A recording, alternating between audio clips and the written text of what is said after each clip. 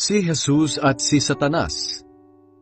Minsan, pinalayas ni Jesus ang isang masamang espiritu na sanhi ng pagkapipi ng isang lalaki. Nang lumabas na ang masamang espiritu, nakapagsalita ang lalaki. Namangha ang mga tao. Pero may ilan sa kanila ang nagsabi, si Satanas na pinuno ng masasamang espiritu ang nagbigay sa kanya ng kapangyarihang magpalayas ng masasamang espiritu.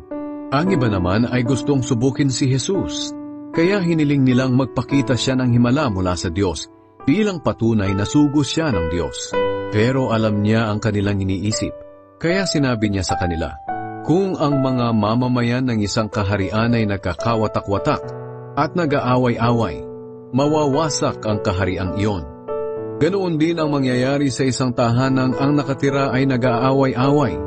Kaya kung si Satanas at ang mga kampo niya ay nagkakahati-hati at nag-aaway-away, paano mananatili ang kaharian niya? Tinatanong ko ito sa inyo, dahil sinasabi ninyo na nagpapalayas ako ng masasamang espiritu sa pamamagitan ng kapangyarihan ni Satanas. Kung si Satanas nga ang nagbigay sa akin ng kapangyarihang magpalayas ng masasamang espiritu, sino naman ang nagbigay sa mga tagasunod ninyo ng kapangyarihang makapagpalayas din ng masasamang espiritu? Sila na rin ang makapagpapatunay na mali kayo. Ngayon, kung nagpapalayas ako ng masasamang espiritu sa pamamagitan ng kapangyarihan ng Diyos, nangangahulugan ito na dumating na sa inyo ang paghahari ng Diyos. Kung ang isang taong malakas at armado ang nagbabantay sa kanyang bahay, ligtas ang mga ari-arian niya.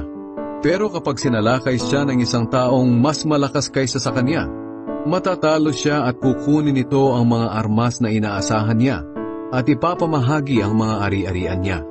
Ang hindi kumakampi sa akin ay laban sa akin, at ang hindi tumutulong sa pagtitipon ko ay nagkakalat.